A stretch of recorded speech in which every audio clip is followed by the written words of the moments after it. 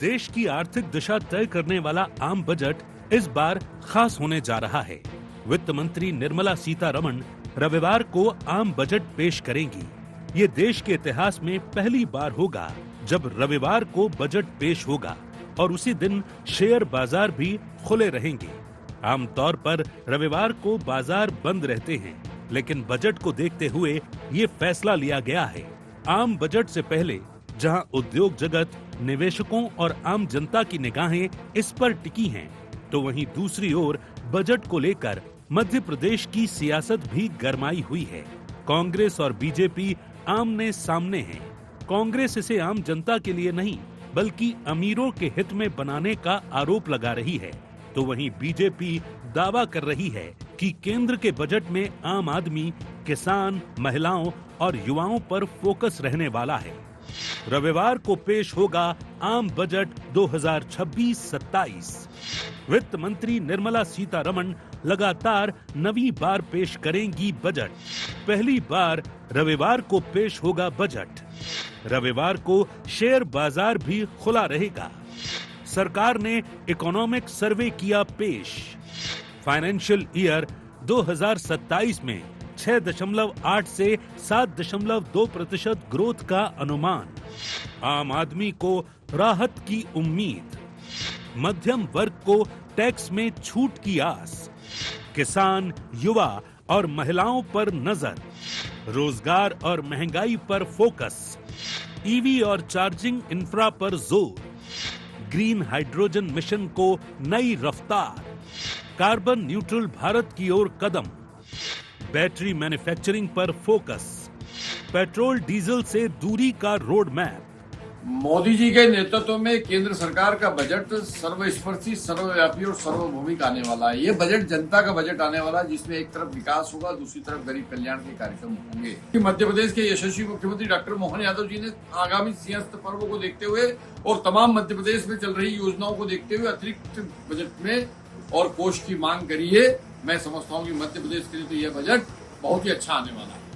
उधर कांग्रेस ने आम बजट को लेकर केंद्र सरकार पर तीखा हमला बोला है। कांग्रेस के राष्ट्रीय सचिव कुणाल चौधरी ने कहा कि ये बजट अमीरों और बड़े उद्योगपतियों के लिए होगा। आम आदमी को कोई राहत मिलने वाली नहीं है। किसान, युवा और मध्यम वर्ग को सिर्फ उम्मीदें ही मिलेंगी। महंगाई और बेरोजगारी जैसे बड़े मुद्दों पर सरकार पूरी तरह नाकाम रही है। सरकार कर्ज लेकर घी पीने का काम कर रही है और हर वर्ग परेशान है। बजट से ना तो कोई आम जनता को उम्मीद है, ना हम लोगों को उम्मीद है, क्योंकि ये इतने बजट देख के एक भी जिसमें जनता के लिए हम दो हमारे दो चंद उद्योगपतियों के लिए बजट बनता है, गरीब मजदूर किसान के लिए इसके अंदर कोई राहत की बात नहीं रहती। बहरहाल आम बजट से पहले मध्य प्रदेश का सियासी पारा चढ़ा हुआ है। कांग्रेस जहां इसे दिखावे का बजट करार दे रही है, तो वहीं बीजेपी इसे सर्वस्पर्शी और जनहितैषी बता रही है। ऐसे में देखने वाली बात ये होगी कि बजट में किए गए दावे जमीन पर कितने असरकारक होंगे और इससे आम आदमी को कितनी राहत मिलती है। Bureau report, IND 24।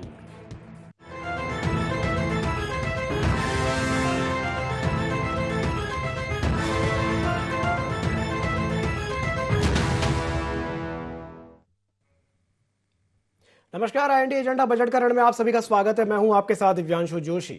तो देश की आर्थिक दिशा तय करने वाला आम बजट इस बार बेहद खास होने जा रहा है। वित्त मंत्री निर्मला सीतारमण रविवार को आम बजट पेश करेंगी। ये देश के इतिहास में पहली बार होगा जब रविवार को बजट पेश किया जाएगा और उसी दिन शेयर बाजार भी खुले रहेंगे।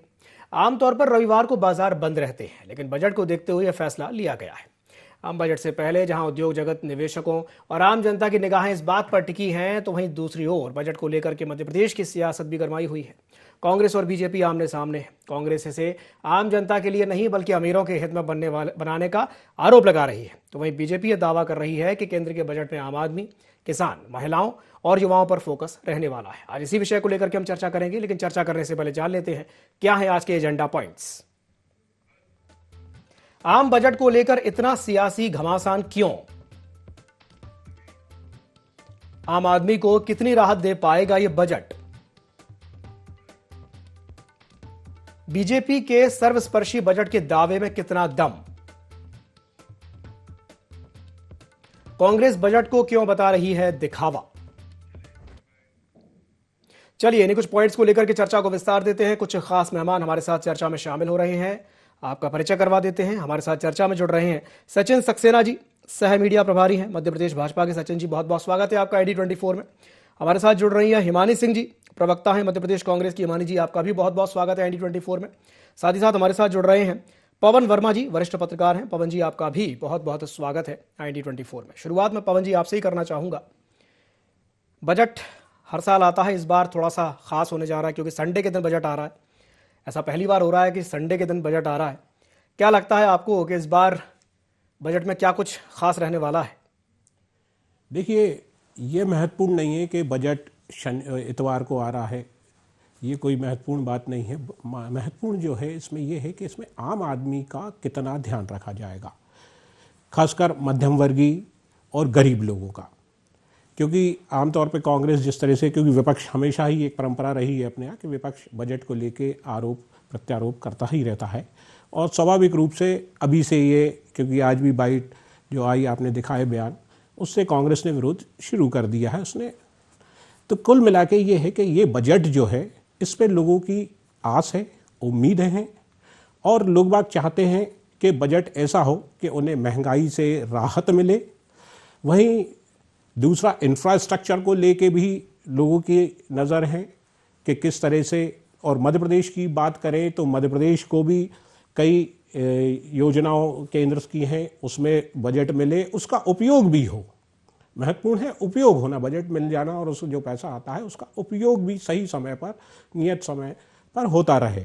ये सब चीज़ें हैं जिससे देश के साथ मध्य प्रदेश भी विकास करेगा। और क्योंकि ये पूरा बजट जो होगा ये विकसित भारत 2047 पे आधारित होगा, तो इसलिए उम्मीद सभी को है और उम्मीद करना भी चाहिए, क्योंकि ये देश में सरकार हम सभी की है। तो इसलिए हर एक वर्ग को उम्मीद करना चाहिए, खासकर गरीब और मध्यम वर्गियों को ज़्यादा करना चाहिए। खासकर इनकम टैक्स का भी लोगों ने बहुत आस लगा रखी है कि स्लैब को लेके कुछ राहत होगी। इसी तरह महंगाई पे अंकुश होने की भी लोगों ने उम्मीद लगा रखी है। तो बहुत सारी ऐसी इससे जुड़ी हुई कई उम्मीदें हैं। रेल सेवाएं मध्य प्रदेश को ज़्यादा मिले, कनेक्टिविटी और बढ़े, रोड ट्रांसपोर्टेशन हो, मेडिकल में कॉलेज में सीट बढ़े, और IIM और इस तरह के IIT मध्य प्रदेश में भी आए। ये बहुत सारी उम्मीदें लोग बाग लगा के बैठे हुए हैं, और हमें ये उम्मीद करना चाहिए कि केंद्र सरकार और मध्य प्रदेश सरकार, क्योंकि डबल इंजन की सरकार की बात होती है, तो निश्चित रूप से अगर डबल इंजन की सरकार है तो मध्य प्रदेश को भी उसमें सौगातें मिलना चाहिए। बिल्कुल सही कहा आपने पवन जी, मध्य प्रदेश को सौगातें मिलनी चाहिए। और चूंकि ये जो साल है, हर साल देखिए अपने यहाँ चुनाव होते हैं, और इस साल भी कई राज्यों में चुनाव है। इस साल पश्चिम बंगाल में चुनाव है, असम में चुनाव है, तमिलनाडु में भी है, केरल में भी है। तो उम्मीद की जा सकती है कि बहुत कुछ बजट में देखने को मिलेगा। चलिए हिमानी जी के पास जाना चाहूँगा। हिमानी जी, क्या लगता है आपको कि इस बार बजट में कितनी उम्मीद करनी चाहिए आम आदमी को? देखिए, आम आदमी की तो जिंदगी उम्मीद पर टिकी हुई है। उम्मीदें बहुत सारी थी। 11 साल से सारी उम्मीदें जो है धराशायी होती नजर आ रही हैं, पर फिर एक बार उम्मीद बांध लेते हैं कि कल कुछ ऐसा हो जाए जो 11 साल में नहीं हो पाया। बिल्कुल जैसे कि सचिन भाई ने कहा कि महंगाई से राहत मिले, जो बजट मिले उसका उपयोग करें, पर कहीं ना कहीं चीजें, सब चीजें एक दूसरे से कंट्रास्ट हैं। एक होएगी तो दूसरी नहीं हो पाएगी, क्योंकि जिस तरह के पर्ची वाले मुख्यमंत्री हैं उन्हें उपयोग करना आता ही नहीं है। वो अभी मध्य प्रदेश की कचौड़ी और समोसों के टेस्ट करने से फुर्सत नहीं पा रहे हैं, तो वो क्या कर पाएंगे। दूसरी चीज में, मोदी जी जब लोकसभा चुनाव पिछले साल थे, पिछले साल, तब उन्हें बड़ी चिंता थी महिलाओं के मंगलसूत्र की, हमारी पायलों की। तो अब थोड़ी सी चिंता कर लें कि हम अपनी बहू बेटियों को शादी में सोने के सामान में तकिए गद्दे ना चढ़ाएं, एक मंगलसूत्र, एक कान के झुमके, एक जो बेसिक चीजें होती है कम से कम उतना तो रहने दें। अब बड़े आभूषणों की तो हम उम्मीद नहीं करते कि हम अपनी बहुओं बेटियों को जेवर दे पाएंगे पूरी तरह से, पर थोड़ा बहुत कुछ दे पाए, इस लायक स्थिति बनाए रखें। जो रोजमर्रा की रसोई से लेकर घर से बाहर निकलने के लिए पेट्रोल की जो जरूरत होती है, उन चीजों में कहीं कहीं कोई कमी करें। जो घर में बच्चे बेरोजगार बैठे हुए हैं, उनके रोजगार के लिए कोई ऐसा प्रावधान ले आए। जो लोग घर में कमा रहे हैं, उनके टैक्स के लिए में कोई ऐसी छूट मिल जाए कि वो उनके परिवार के लिए कोई वो राहत के महसूस कर सके। तो बहुत सारी उम्मीदें हैं और बस कुछ समय का इंतजार है। देखते हैं उम्मीदें टूटती हैं कि इस बार हम खुश हो पाते हैं। चलिए, प्रतिक्रिया ले लेता हूं। सचिन जी, क्या कहेंगे हेमानी जी की बात पर? जब हम बात करते हैं कि नहीं बजट कैसा रहना चाहिए, तो सर्व समावेशी सर्वस्पर्शी बजट रहना चाहिए। रोजगारोन्मुखी बजट होगा, तो उद्योग को दृष्टि से कहीं ना कहीं उसमें बहुत कुछ चीज सम्मिलित होगी। टैक्सेशन की दृष्टि से जब मैं बात करता हूँ, तो निश्चित रूप से एक मध्यम वर्ग को जो राहत मिलनी चाहिए, उस राहत की तरफ भी सरकार बढ़ सकती है। तो ऐसे अनेक, और इसके अलावा मैं ग्रीन फील्ड की जब बात करता हूँ, मैं ग्रीन एनर्जी की बात करता हूँ, मैं इलेक्ट्रिकल एनर्जी की बात करता हूँ, तो ईवी के चार्जिंग पॉइंट हो गए।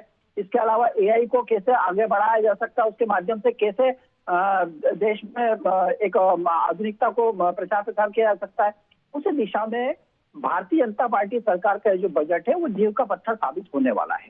देखिए, इसके पूर्व भी जब मैं बात करता हूँ, अभी हिमानी जी ने बात करी थी 11 वर्ष पहले का बजट का और आज के बजट, तो उस बजट की हम तुलना करेंगे तो बहुत जमीन आसमान का अंतर है। उस समय बजट का आकार क्या हुआ करता था और आज बजट का आकार क्या था। उस समय प्रति व्यक्ति आय क्या हुआ करती थी, आज प्रति व्यक्ति आय कितनी है। देखिए, जिस प्रकार से मैं शिक्षा के बजट की बात करता हूँ, उस समय का टोटल बजट का आकार ही मिला के इतना हुआ होता था। तो शिक्षा का बजट भी सर्वाधिक पिछली बार रहा है। रक्षा का बजट की बात करता हूँ तो अच्छा खासा रक्षा का बजट उस टाइम पे 6 लाख करोड़ से ऊपर का रहा है। तो ऐसे अनेक आयाम पिछले बजट में दिए हैं। तो निश्चित रूप से इसके अलावा मैं राजकोषीय घाटे की जब बात करता हूँ, तो कांग्रेस के शासनकाल की बात करता हूँ, तो 4.8 तक 4.9 तक राजकोषीय घाटा जाता था।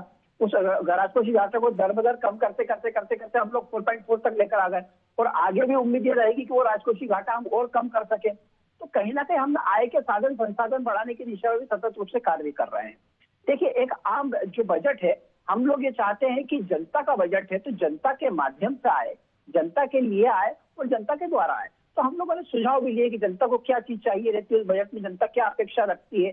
एक सामान्य वर्ग का व्यक्ति, एक मिडिल क्लास वर्ग का व्यक्ति जो कहीं ना कहीं दिनचर्या में उलझा रहता है, तो उसको क्या सरकार से अपेक्षा है, हमने वो सारे सुझाव दिए और उस दिशा में हम बजट बना के तैयार कराए। निश्चित रूप से जब ये बजट आएगा तो ये बजट कहीं ना कहीं आज और हम देखेंगे कि ये बजट अभी तक के बजटों में सर्वाधिक अच्छा और सरल और सबसे के लिए फायदेमंद साबित होने वाला है।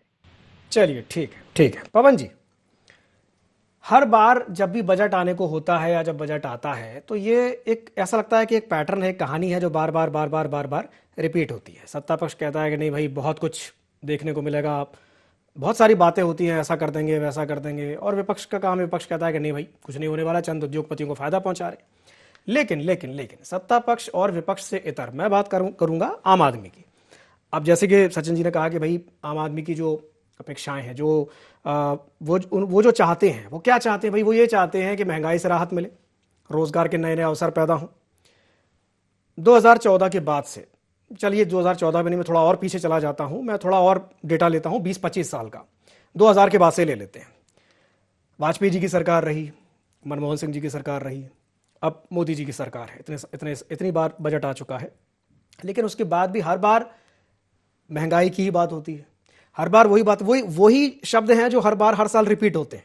तो कहीं ना कहीं आप भी इस बात को मानते हैं कि बजट भी हर साल आता है, बातें भी खूब होती हैं, लेकिन जो बेचारा आम आदमी है वो वहीं का वहीं है।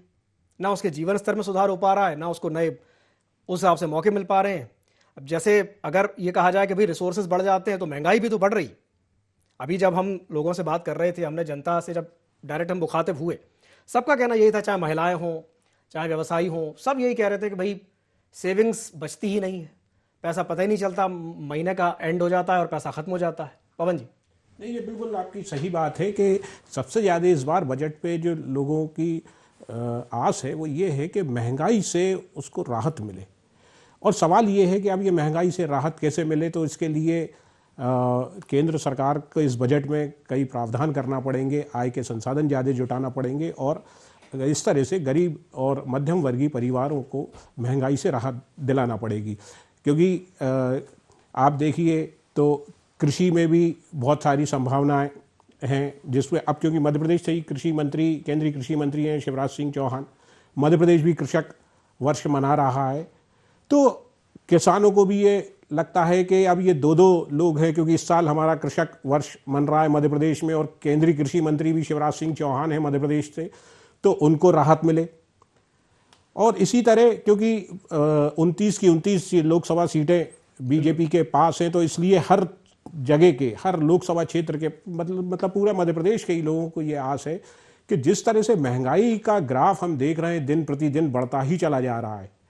इसमें जो कांग्रेस की प्रवक्ता हैं हिमानी सिंह जी, उन्होंने बहुत अच्छी बात कही कि सोना चांदी किस तेज़ी से बढ़ रहा है, मतलब वो तो कंट्रोल में ही नहीं है।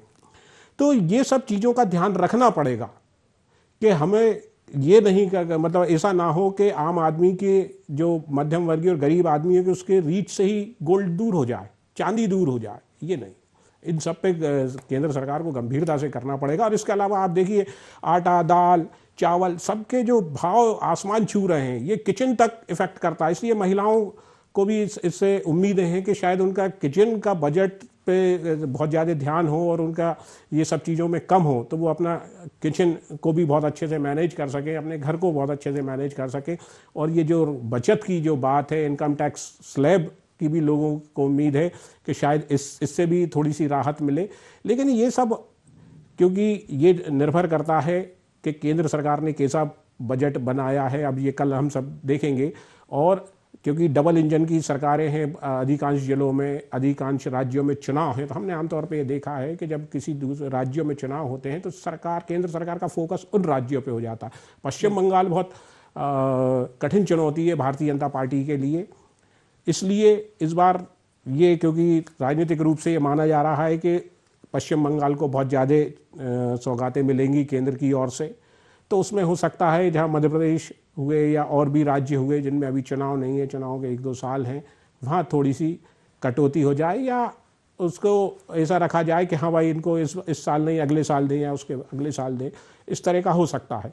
लेकिन हमें फिर भी उम्मीद है कि केंद्र सरकार मध्य प्रदेश के बारे में भी सोचेगी और आम आदमी, खासकर गरीब, मध्यम वर्गीय, इनको ध्यान में ही रख के पूरा बजट का खाका होगा।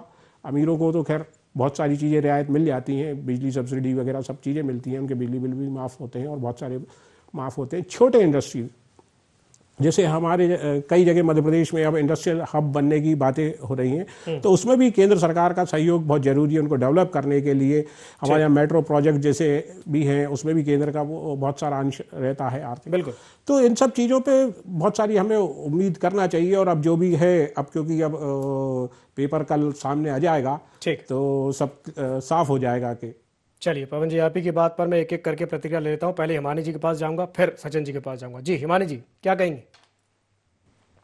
दिव्यांशु जी, आपने बोला अपने उसमें स्टेटमेंट में कि एक पैटर्न है कि सरकार जो निश्चित लाइनें हैं वो बोलती है, विपक्ष वो लाइनें बोलता है। लेकिन इस कुछ सालों में पैटर्न चेंज हुआ है, कुछ चीजों को लेकर कुछ चीजें बदली हैं जो आज से पहले कभी, मतलब इससे पहले कभी नहीं होती थी। चाहे वो अटल बिहारी वाजपेयी जी की सरकार के समय पे हो या मनमोहन सिंह जी की सरकार हो या उससे पूर्ववर्ती जो सरकार है। ये एक वो सरकार है जो अभी तक काम करने का ढंग नहीं सीख पाई है। किस तरह से जो भी अभी पवन जी ने चीजें बताई सब आपके हमारे जनमानस से जुड़ी हुई चीजें हैं जो हमारी आपकी लिस्ट में रहती है। और ये पैटर्न है। और विपक्ष और सत्ता पक्ष, चाहे ये लोग विपक्ष में हो या हम विपक्ष में हो, लाइन यही होनी चाहिए कि जनता की बेहतरी के लिए जो चीजें बोलनी है वो उन्हें भी बोलनी चाहिए, हमें भी बोलनी चाहिए।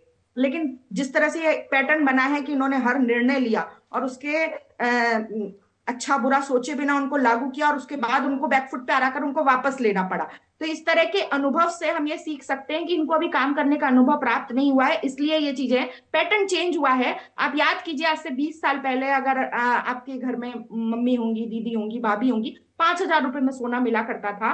तो 5,000, ऐसा बोला जाता है, हमारे बड़े बुजुर्ग बोलते हैं कि उस समय 5,000 में लेने में भी ऐसा नहीं था कि हम किलो किलो के हिसाब से खरीद लेते थे, उतने ही लिमिटेड अमाउंट में चीजें बनाई जाती थी और इनकम उस हिसाब से होती थी। लेकिन जिस तरह से इनकम का, क्या आप मान सकते हैं कि जो आज सोने का रेट है, उसी रेशियो में अगर किसी की सैलरी 20 साल पहले 5,000 थी, तो क्या सभी की सैलरी इस बार 1.5 लाख 2 लाख तक पहुंच गई है कि हम सोने को उसी रेशियो में रख सके? परसेंटेज और रेशियो जो चेंज हुए हैं, तो वो कहीं ना कहीं आर्थिक किसी का भी बजट बिगाड़ने के लिए, क्योंकि हमारी संस्कृति से, हमारी विरासत से जुड़ा हुआ है सोना और चांदी। विदेशों में चाहे निवेश के लिए यूज किया जाता हो, फैशन के लिए यूज किया जाता है, लेकिन हमारे यहाँ एक परंपरागत संस्कृति का हिस्सा है आभूषण। हमारे यहाँ पर आप समझ सकते हैं इसका क्या महत्व होता है, और ये हमारे रोजमर्रा की जरूरतों की चीजें हैं जो हमारे रसोई में यूज होती है, पेट्रोल डीजल। पर इनके अगर चीजें कंट्रोल के बाहर सरकार की जा रही हैं, और जिस तरह से ये निर्णय वापस लेने का काम करते हैं, तो समझ में आ रहा है इनको काम करने का तरीका नहीं पता। और इस चीज को आप ऐसे समझ सकते हैं कि यहाँ पर आप और हम सब बैठे हुए हैं, आप यहाँ पर 3 प्रवक्ता हैं, लेकिन सोने चांदी के बारे में आप बात कर रहे हैं, लेकिन निर्मला सीतारमण की तरह आपने ये नहीं कह दिया कि हम सोना नहीं पहनते, जैसे उन्होंने कह दिया था कि मैं प्याज नहीं खाती इसलिए मुझे प्याज की कीमतों से कोई लेना देना नहीं। आप लोग इतने परिपक्व हैं कि ये नहीं कह पा रहे हैं कि हम सोना नहीं पहनते हैं, हम पुरुष हैं, हमें आपकी तरह आभूषणों की जरूरत नहीं होती है, तो हम इसके बारे में बात नहीं करेंगे। तो क्योंकि हम बुद्धिजीवी लोग हैं, हम समाज के बारे में बात करते हैं, हम अर्थव्यवस्था के बारे में बात करते हैं, तो हमें हर चीज को सिर्फ रेट के हिसाब से नहीं, उसके क्या आउटकम्स आएंगे सोसाइटी के ऊपर, समाज के ऊपर, देश के ऊपर, उसके बारे में देखकर बात करनी चाहिए। ये लोग इस पे गैर जिम्मेदाराना स्टेटमेंट दे देते हैं, उनसे आप उम्मीद क्या कर सकते हैं कि वो आपके लिए अच्छे प्लान्स बना लेंगे? चलिए प्रतिक्रिया ले लेता हूं, सचिन जी काउंटर कीजिए। देखिए दिवांशु जी, सही कहा हिमानी जी ने कि अनुभव कम है। निश्चित रूप से आपका 60 साल का अनुभव, हमारा भी 11 साल सरकार के हुए हैं, और बदलाव भी आए। आपने कहा कि बहुत कुछ बदला है 11 सालों में, बिल्कुल बदला है। 11 नंबर की अर्थव्यवस्था 4 नंबर पे चली गई, बदलाव तो हुआ है। आज 4 ट्रिलियन से ज्यादा की अर्थव्यवस्था है, बदलाव तो हुआ है। जब आपका 54,000 रुपए प्रति व्यक्ति आई थी, वो आज 2,11,000 रुपए से ऊपर हो गई, बदलाव तो हुआ है। आपके समय पे महंगाई दर जो थी वो 12% से नीचे भी आ रही थी, आज 4.4% पे चल रही है, बदलाव तो हुआ है। हमारे समय बेरोजगारी दर आज के समय पे 1.8 के आसपास है, आपके समय 30% तक पहुंच गई थी, तो बदलाव तो हुआ। तो ऐसे अनेक बदलाव, और अगर ये बदलाव होते हैं तो इस देश के लिए और इस देश की जनता के लिए बहुत अच्छा है कि कांग्रेस सत्ता से दूर रहे। देखिए, हमने करके दिखाया है। हमने एमएसएमई को आप ले लीजिए, आप उद्योग के माध्यम से अगर चाहे उद्योग विभाग के आंकड़े उठा के देख लीजिए, आप अधोसंरचना के आंकड़े उठा के देख लीजिए, आप उन जन कल्याण नीतियों के देख लीजिए, आप स्वास्थ्य के उसमें देख लीजिए। 5 लाख का जो सुरक्षा बीमा स्वास्थ्य के लिए दिया वो भारतीय जनता पार्टी की सरकार मिला है। बुजुर्गों को जो 70 वर्ष से ऊपर उन तक को भी व्यवस्था लागू की गई है। इसके अलावा शिक्षा की जब मैं बात करता हूँ, अभी तक का सार्वजनिक शिक्षा का इस बार के 25-26 के बजट में रहा है। इसके पूर्व जब मैं बातचीत करता हूँ उस समय बजट की क्या स्थिति हुआ करती थी और आज क्या स्थिति है, ये मुझे लग रहा है बताने की आवश्यकता नहीं है। लेकिन ये सब चीजें कांग्रेस को नजर नहीं आएगी। वो इसलिए नजर नहीं आएगी क्योंकि कांग्रेस का हमेशा अपना घर भरा है और हम इस देश को कहीं ना कहीं समृद्ध और संपन्न करने की दिशा में कार्य कर रहे हैं। आज यही कारण है कि भारतीय जनता पार्टी की सरकार पे सतत रूप से जनता कहीं ना कहीं विश्वास जताती है, क्योंकि हम उन मुद्दों से जुड़े हैं, उनके विषयों से जुड़े हैं, उनकी समस्याओं से जुड़े हैं, उनके अच्छाई से जुड़े हैं और उनके साथ हमेशा कंधे से कंधा मिला खड़े हुए हैं। आप देखिए, अगर मैं कृषि के क्षेत्र की बात करता हूँ तो आज की तारीख में कृषि के क्षेत्र का 1,37,000 करोड़ का बजट, कितनी चीजें नई की गई है कृषि में।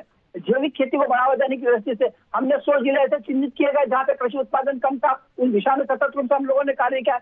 फिस्कल डेफिसिट कैसे कम हुए, हम लोग उस दिशा में हम लोगों ने कार्य किया है। अगर मैं हेल्थ की बात करता हूँ तो 1 लाख करोड़ का बजट, अगर मैं सुरक्षा की बात करता हूँ तो 6,40,000 करोड़ का बजट। तो ये वो सारी चीजें जिस बात को बताती है कि भारतीय जनता पार्टी की सरकार में कहीं ना कहीं बजट के साथ साथ आम व्यक्ति की जो स्थिति है उसमें भी सुधार आया है और वो सुधार जो है वो आम व्यक्ति को भी महसूस हो रहा है। कांग्रेस को हो ना हो ये अलग विषय है। चलिए ठीक है, हिमानी जी कुछ कहना चाह रहे हैं। जी हिमानी जी। मैं बिल्कुल सचिन जी की बात को ऊपर रखती हूँ कि कांग्रेस ने अपना घर भरने का काम किया, लेकिन फिर भी सबकी थाली में पोषण युक्त आहार था, सबके घर में रोजगार था, सबके बच्चे और सबके घर के लोग जो है बिना किस्तों और किराए के जीवन यापन कर रहे थे, अपने खुद के मकान में रहते थे। किराया और किस्तों का उद्योग इतना पनपा हुआ नहीं था। सबके गले में मंगलसूत्र और पैरों में पायल होने के लायक उनकी आमदनी थी। और आप कह रहे हैं कि अगर इस तरह से घर भरने से देश सुचारू रूप से चल सकता है, तो आप भर लीजिए घर इस तरह से, लोगों को जो चीजें हैं वो आसानी से मुहैया करा दीजिए। कम से कम जो जरूरत की चीजें हैं उनके लिए लोगों को आत्महत्या न करनी पड़े, ऐसी स्थिति मत पैदा कीजिए। कोई बाप अपनी बेटी की शादी में 2 चीजें ना दे पाए, कोई अपने घर में भरपूर पोषण युक्त खाना ना खा पाए, कोई अपने बच्चों को सुबह सुबह जो हमारे यहाँ पे परंपरा थी पहले कि बादाम भिगोकर खिलाए जाते हैं, अब मिडिल क्लास के लिए वो उनकी पहुंच के बाहर हो गए हैं, क्योंकि उनके लिए आटा तेल की जरूरत है पूरा करना इतनी बड़ी बात है कि बादाम खिलाना बच्चों को उनकी याददाश्त तेज करने के लिए। तो बस हाँ, कांग्रेस के समय पर आप लोगों ने वो बादाम खाए, इसलिए आपकी याददाश्त अच्छी है कि कांग्रेस के समय पे क्या हुआ था, पर हमारी याददाश्त अच्छी नहीं रह पाएगी, हमारे बच्चों की कार्यकाल आपका याद रख पाएंगे, क्योंकि आपके समय पे आटा तेल रोटी बड़ी बात हो गई है जनता के लिए। चलिए ठीक है, ठीक है, ठीक है। पवन जी, आपसे एक अंतिम टिप्पणी चाहूंगा छोटी सी, उसके बाद चर्चा को समाप्त करेंगे। जी, कुछ कहना चाहें तो। हाँ, मैं तो यही कहना चाहता हूँ कि हमको अब थोड़ा सा धैर्य रखना चाहिए। अब 24 घंटे भी नहीं बचे हैं, 12-15 घंटे में बजट सामने आ जाएगा और उसके बाद हमें इस पर चर्चा करना चाहिए विस्तार से कि क्या मिला, क्या नहीं मिला, आम लोगों को कितनी राहत मिली और मध्यम वर्गीय को कितनी राहत मिली, और कांग्रेस के जो आरोप हैं कि बड़े लोगों को क्या दिया। तो ये सब चीज़ें उसके बाद ज़्यादा अच्छे से बातचीत हो सकती है इस पर। अभी तो क्योंकि कयासों पे ही पूरा सब कुछ निर्भर है, लेकिन अब थोड़े से 15-20 घंटे की बात है और उसके बाद सब साफ हो जाएगा कि अब आने वाला वर्ष हम लोगों के लिए, इस देश के लिए आर्थिक रूप से कितना अच्छा होगा। और इसकी हमें उम्मीद भी करना चाहिए कि हमारी सरकार है, हमारे लोग हैं, हमारा देश है, तो उस पर बहुत अच्छा बजट आएगा, सबको राहत मिलेगी, ऐसी हमें उम्मीद करना चाहिए। बिल्कुल, उम्मीद पर ये दुनिया कायम है और हम भी ये चाहते हैं कि भाई राहत भरा बजट आए, अच्छी खबर आए, देश तरक्की करे, लोग तरक्की करें। बहुत बहुत धन्यवाद। चलिए, आप तीनों मेहमानों का हमारे साथ जुड़ने के लिए और चर्चा में शामिल होने के लिए। समय की बाध्यता के चलते मैं इस चर्चा को यहीं समाप्त करना चाहूँगा। बने रहिए IND24 के साथ। नमस्कार।